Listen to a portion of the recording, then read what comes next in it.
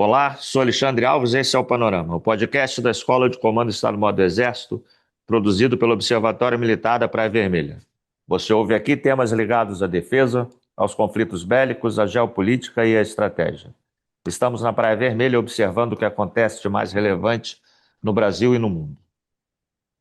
Na madrugada entre os dias 2 e 3 de janeiro, a Venezuela tornou-se palco de uma das operações militares mais sensíveis, complexas e politicamente impactantes das últimas décadas no hemisfério ocidental.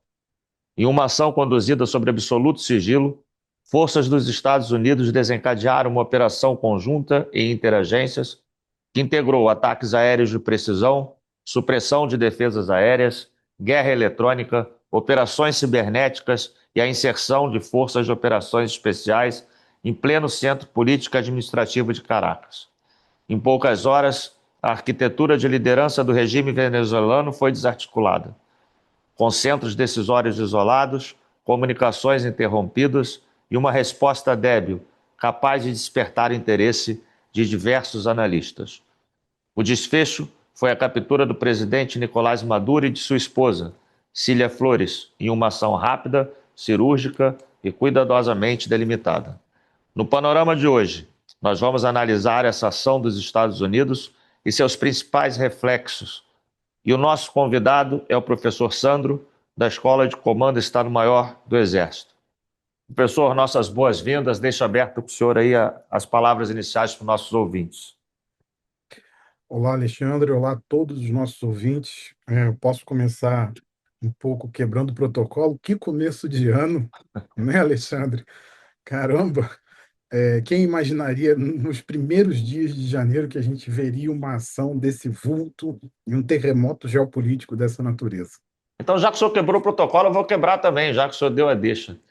Muitos analistas se surpreenderam com a ação da captura do presidente Maduro. Entretanto, recentemente, principalmente nos últimos meses, em particular nas últimas semanas, nós vimos um aporte de meios militares dos Estados Unidos em direção à região, com deslocamento do seu porta-aviões, com deslocamento de tropa, inclusive. O senhor se surpreendeu com essa captura? Eu me surpreendi, Alexandre, no sentido da velocidade da captura, mas não de todo, porque com toda essa pletora de meios militares americanos no Caribe sendo colocado, muitas pessoas pensam apenas no navio aeródromo, no porta-aviões, o Gerald Ford, que foi deslocado do Comando Europeu para o Comando Sul. E aí ele fez essa viagem em outubro, novembro. Mas a gente tem que lembrar que antes disso, já no meio do ano, você já tinha meios militares de relevo colocados à disposição do Comando Sul. Você já tinha o USS Iwo Jima, você já tinha diversos destroyers americanos com capacidade de lançar mísseis de cruzeiro Tomahawk. Então, esse pacote todo, além de um esquadrão da Força Aérea Americana de F-35, além também do envolvimento do Regimento de Operações Especiais Aéreas, que é o Night Stalkers, e a autorização para a operação da Agência Central de Inteligência em maio, são elementos que deixavam claro que o governo Trump não estava para brincadeira quando colocou sua diretriz estratégica de assegurar o hemisfério ocidental para os Estados Unidos. Então, talvez tenha faltado na liderança venezuelana o entendimento de que o que Trump havia movimentado não era algo pequeno e não era algo que seria apenas para uma parada militar ou para destruir meros barcos de narcotráfico. Agora, já que a gente quebrou o protocolo dos dois lados, podemos iniciar a nossa conversa com a pergunta que eu tinha programado inicialmente. Então vamos lá. Do ponto de vista da teoria da guerra, professor, como é que a gente pode classificar essa ação dos Estados Unidos na Venezuela? Foi uma operação militar convencional? Uma operação militar convencional com uma utilização forte de elementos interagências.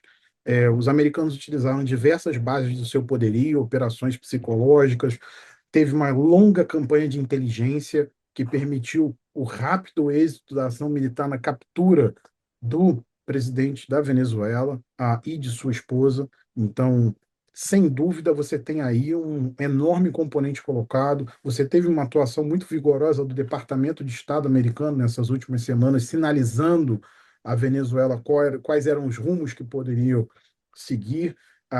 Talvez o governo venezuelano tenha entrado numa espécie de negação, Ou seja, quando o Gerald Ford chegou ao Caribe, como não houve uma ação imediata, talvez ele tenha entrado numa espécie de achar que os americanos estavam ali apenas fazendo uma postura, uma posição, marcando uma posição para o público interno-americano. Só que a Estratégia Nacional de Segurança americana ela é muito clara em dizer que o hemisfério ocidental é um hemisfério dos Estados Unidos.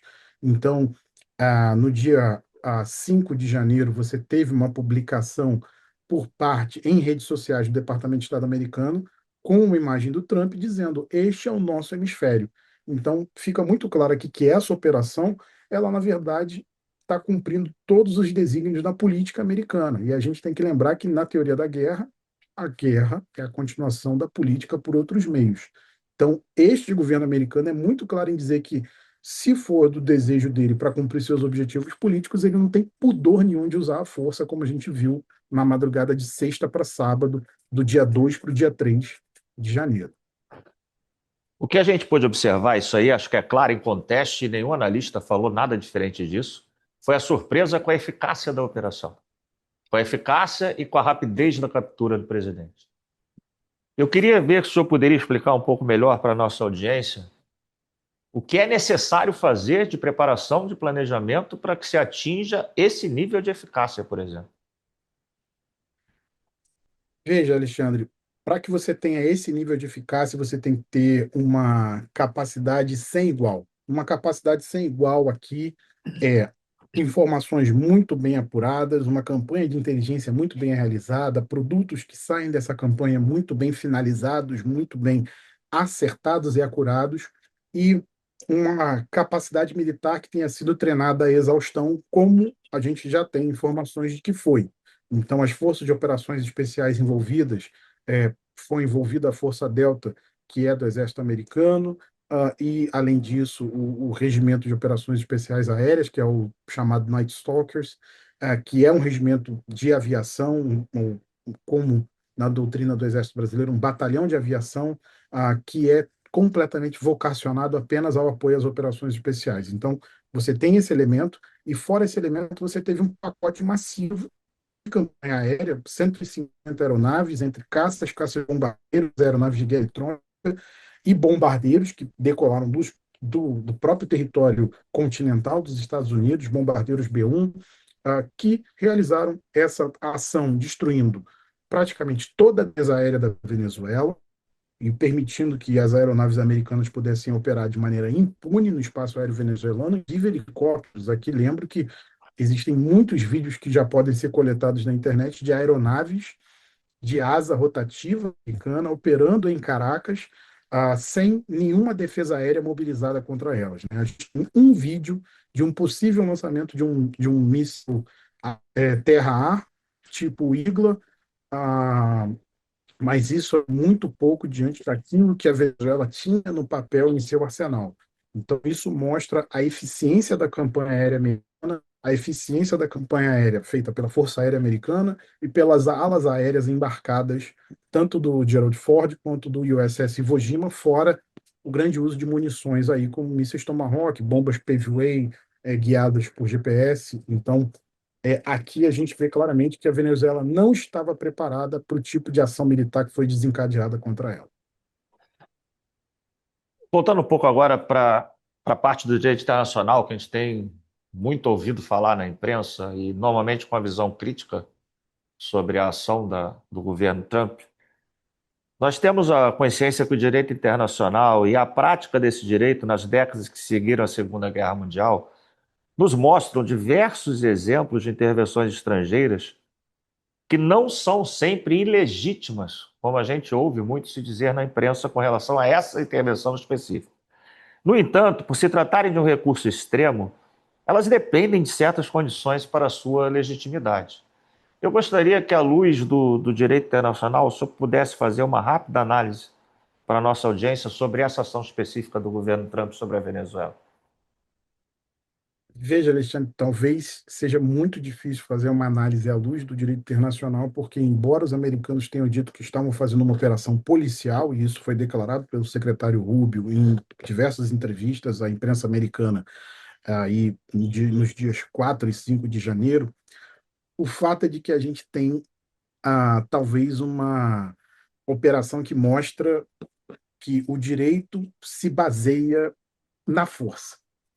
Então, os americanos têm a capacidade, tinham a vontade, tinham o objetivo político de fazer tal operação, e assim o fizeram. E na visão de que você tem uma ordem multilateral, essa ordem multilateral fica gravemente atingida, porque o recado que essa operação passa claramente é de que quem tem força fará aquilo que lhe convém. Então, à luz do direito internacional, essa operação é, sem dúvida, uma grave violação, no sentido de que você não teve uma ação multilateral, você não teve uma resolução ou ordem da OEA, você não teve uma resolução ou ordem da ONU, nem do Tribunal Penal Internacional, que seriam instrumentos que poderiam legitimar uma operação. Além de tudo, os americanos argumentam que eh, houve uma argumentação prévia em dezembro ao Congresso americano por parte do governo Trump, dizendo que os Estados Unidos estariam em guerra contra o narcotráfico e, por isso, seria legitimada a ação contra a Venezuela. Isso pode funcionar do discurso político americano, mas do ponto de vista do concerto das nações, o que a gente viu claramente foi um ato americano direcionado a mostrar não só o seu poder, mas a passar recados para todas as nações do mundo, no sentido de dizer: olha, o hemisfério ocidental é nosso, governos que não estiverem de acordo conosco sofrerão esse destino que se viu na ação militar, e esse é o nosso corolário, pelo menos para até o final dessa administração, da administração Trump. Então, o que a gente vê é um horizonte perigoso, no qual o direito internacional talvez não tenha as regras tão aplicáveis, a não ser que você tenha um ator com força disposto a apoiá-las. Então, aqui o que a gente viu claramente, Alexandre, é que os americanos entendem que a lei deles talvez seja superior à do direito internacional. Aí é um posicionamento até um quanto imperial. Eu sou historiador, eu sempre gosto de fazer um horizonte histórico, e eu lembro que César, quando foi cobrado do Egito as dívidas que o Egito tinha com Roma, ouviu de um magistrado egípcio dizendo: mas isso é lei romana. E aí César respondeu: existe outra lei? Então talvez o posicionamento do governo Trump nesse momento seja esse. Isso é lei americana. Existe outra lei que não seja americana? Então talvez o que a gente esteja vendo é um pouco isso. E isso acaba afetando bastante o direito internacional. Continuando nesse raciocínio, nós temos visto recentemente, até corroborando o que o senhor acabou de falar, a tentativa desses organismos internacionais, particularmente aí uma reunião de emergência no Conselho de Segurança da ONU ontem, se eu não me engano, a CELAC também se reunindo, eu não lembro se teve alguma reunião da OEA especificamente. Eu posso dizer que essas reuniões, todas elas até o momento, têm se revelado infrutíferas, sem consenso, até impedindo a declaração uníssona daquele organismo como se, ou condenando ou aprovando a ação americana. Eu posso dizer que esses organismos atualmente eles estão engessados para tentar apresentar uma solução para problemas desse tipo? No caso da ONU, fica claro que a própria reunião do Conselho de Segurança, ela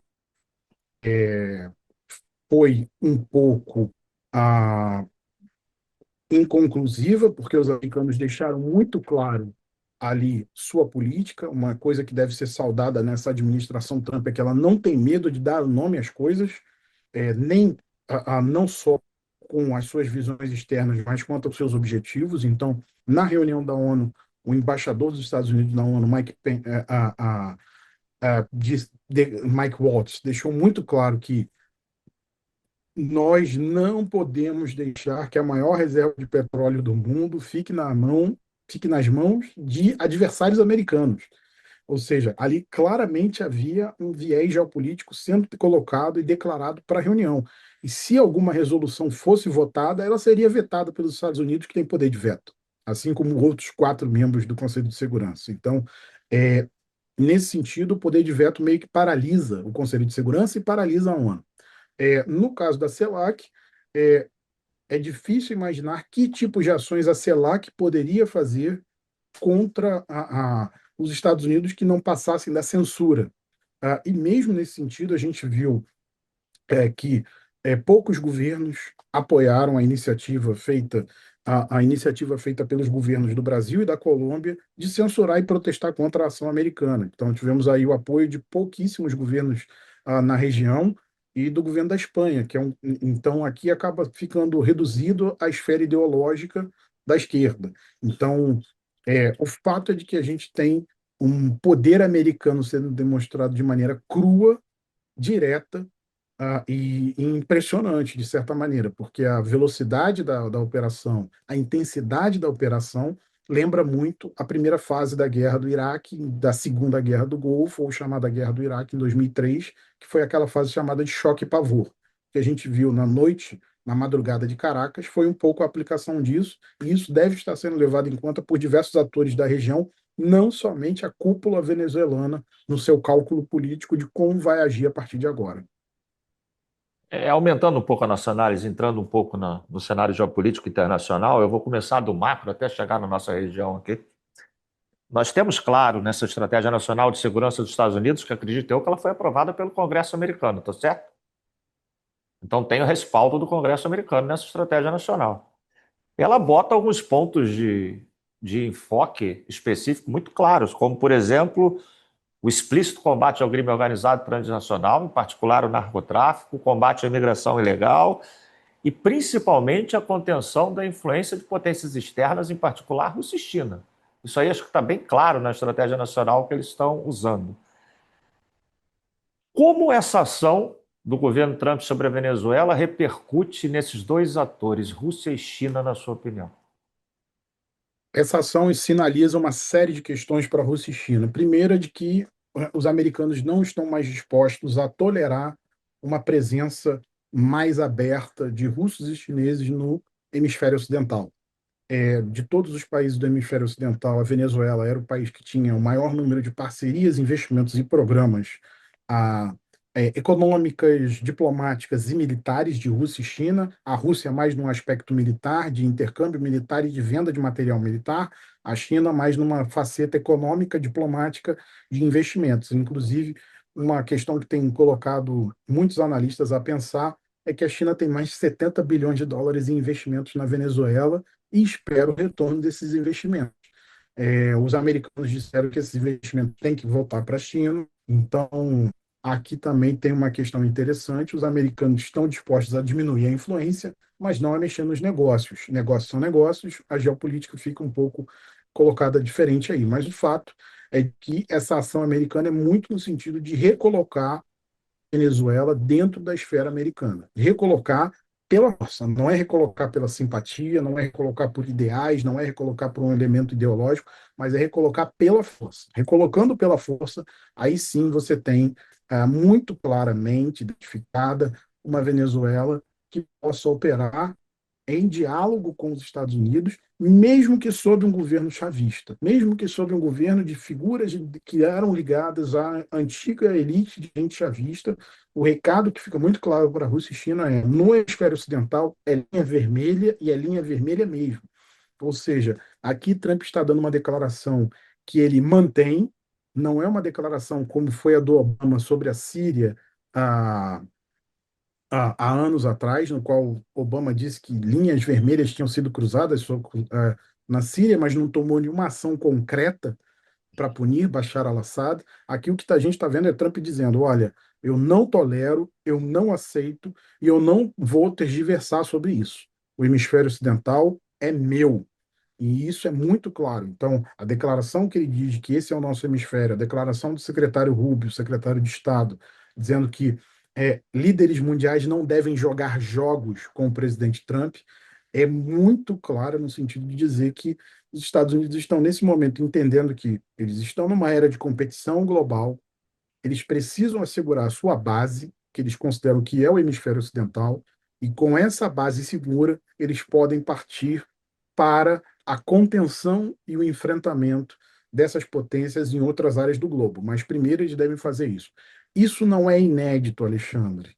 Eu quero lembrar aqui à nossa audiência que isso não é inédito. Esse movimento de assegurar o hemisfério ocidental foi algo que foi feito pelos americanos no pré-Primeira Guerra Mundial e durante a Primeira Guerra Mundial, e durante a Segunda Guerra Mundial também.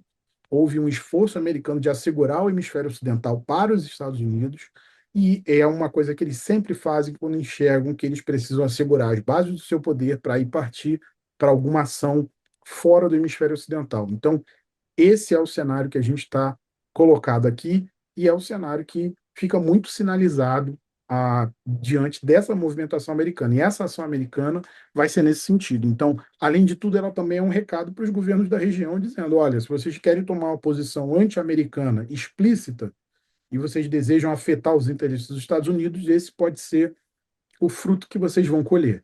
Então, aqui fica muito claro a utilização do poder militar como extensão não só do poder político, mas do poder geopolítico também. O senhor nos traz uma análise bastante completa e difícil de a gente ver na mídia tradicional, e eu vou tentar corroborar para a nossa audiência, traduzir para o português um pouquinho mais simples, e se eu estiver errado, por favor, o senhor me corrija. A partir da prisão do presidente Maduro, com relação à Rússia, o governo americano ele bloqueia o principal aliado russo na região. Estou errado? Que fornece Não, armas, que fornece material para a Venezuela, ele faz esse bloqueio. Com relação à China, com relação à China, eu vou usar o petróleo. Que a gente vê muito analista falando que a única coisa que o governo americano quer é tomar posse do petróleo venezuelano. Eu não estou negando disso, mas a gente tem que lembrar que grande parte da exploração, se não quase a totalidade da exploração do petróleo venezuelano, é feita por empresas chinesas. Eu poderia ver, então, nessa manobra do presidente Trump de diminuir a influência chinesa na exploração do petróleo na região, seriam as duas isso materializações com relação à Rússia e com a China, um quebrando o fluxo de material militar vindo para a região por intermédio da Venezuela e o outro minimizando a influência da exploração petrolífera chinesa na região. Estou certo? Estou errado? É por aí? seria por aí, Alexandre. Que o que a gente vê claramente também com a Rússia, por exemplo, é o seguinte: a Rússia, já por questão de distância, ela não tem a capacidade de defender o regime do Maduro, ela está completamente consumida pela guerra na Ucrânia. É só ver que aliados mais próximos da Rússia foram retirados de seus países, como o caso de Bashar al-Assad na Síria, mas a Rússia não chegou fortemente para defender o governo de al-Assad, porque simplesmente ela não tem os meios e a capacidade para isso. A guerra da Ucrânia tem ocupado e demandado muito da capacidade militar russa nesse sentido. Então, e há analistas que indicam que inclusive, a movimentação russa em toda a Venezuela era para criar um incômodo americano na região ou um trunfo geopolítico que pudesse ser trocado, inclusive, por uma Ucrânia. Então, a Rússia também não tinha um completo e total envolvimento assim com o regime de Caracas. Esse envolvimento era muito mais declarado pelos chavistas do que apoiado por Moscou. Então, não há um grande lamento em Moscou pela saída do Maduro da equação. Não há esse lamento todo nesse sentido. E talvez o recado seja mais direto à China, porque numa competição geopolítica nós sabemos que uma das principais necessidades chinesas para manter o fluxo de crescimento e ascensão econômica chinesa na ordem global é energia. Então, a China é um voraz consumidor de energia e uma voraz investidora em todo tipo de tecnologia que possa suprir a demanda energética chinesa. Então, restringir o acesso a capacidades energéticas, a energia, é uma diretriz americana muito clara que a gente tem visto e que é reforçada por esse governo Trump. Então, talvez aqui o movimento seja mais forte contra a China até do que contra a Rússia. Então, aqui fica muito claro esse movimento americano. Eu vou trazer agora para o nosso chat de operações aqui sul-americano e começando pela América Latina em si. Na ótica da segurança internacional e da defesa da região, da defesa regional. Como é que o senhor vê os principais reflexos dessa ação dos Estados Unidos capturando o presidente da Venezuela? Alexandre, eu acho que isso fica um recado claro. Eu já falei isso na grande mídia e não vou cansar de repetir. A ordem internacional está em erosão. O Ian Bremmer, que é o principal analista geopolítico do Eurasia Group, que é a maior firma de consultoria geopolítica do mundo, acabou de publicar o Top Risks 2026, né, 2026, no qual ele diz que 2026 é o ano da ruptura, é o tipping point. Então, eu creio também nisso. É um ano que a gente verá mudanças impressionantes. em diversos cenários, em diversos aspectos. Talvez a gente veja a eclosão de alguns conflitos ligados a essa competição geopolítica. E aí, o que nós estamos a ver agora, Alexandre, é uma necessidade brasileira de acordar para esse cenário de competição de grandes potências que está tornando a ordem internacional uma terra de lobos. Então, a gente, para se defender da terra de lobos, a gente vai ter que ter capacidades e armamento. Então, o investimento em defesa é urgente, é necessário e é uma medida que é não para hoje, não para amanhã, ela é para ontem. Ela é muito necessária para que a gente possa ter capacidade de sentar nos fóruns internacionais e defender o nosso interesse. A ordem internacional, no momento de competição de grandes potências, ela não é defendida por discursos, ela é defendida por ações, e essas ações têm que estar sempre apoiadas em um formidável poder de defesa. Lembro o patrono da diplomacia brasileira, que sempre lembrava que a diplomacia tinha que estar respaldada por uma formidável capacidade militar. Então, talvez seja o momento da gente dar para isso, porque senão a gente pode ser forçado a assumir posições que sejam indesejáveis aos interesses nacionais brasileiros. Eu acho bastante interessante essa abordagem, né, que reflete a necessidade de a gente voltar a discutir na nossa sociedade defesa nacional. Que às vezes só nós na academia discutimos e as Forças Armadas, talvez isso aí pare por aqui. Agora a gente vê, com essa mudança de cenário que o senhor deixou bem claro para a gente, essa necessidade de retomada dessa discussão, da retomada de investimentos, etc. Para finalizar a nossa conversa, eu não vou fazer nenhuma pergunta polêmica, eu só queria trazer um pouquinho para a nossa doutrina militar, para a nossa defesa nacional. Se o senhor vislumbra alguma evolução nessa ação americana sobre a Venezuela, ou se não, se está tudo normal, que repercussões essa ação pode ter para o desenvolvimento da nossa doutrina militar nacional no Exército Brasileiro e nas Forças Armadas do nosso país? A necessidade de reforçar o desenvolvimento tecnológico autônomo. Num cenário de competição de grandes potências, nem sempre a gente vai poder obter os materiais que a gente quer do exterior. A gente vai ter que desenvolver os nossos, e isso também nos daria independência para agir, independência para perseguir o nosso próprio interesse nacional e a nossa própria vontade. Então, sem dúvida, talvez essa seja uma das principais lições: buscar a autonomia tecnológica, mesmo que não completa, mas um grau de autonomia tecnológica que possa fazer com que a gente haja de maneira mais livre no cenário internacional. Professor, muito obrigado. Eu agradeço mais uma vez a pronta participação quando solicitado. Nós entramos em contato ontem com o senhor e hoje a gente já estamos conseguindo fazer essa gravação. E eu gostaria de deixar abertas as palavras finais para a sua apreciação a nós, aos nossos ouvintes, por favor.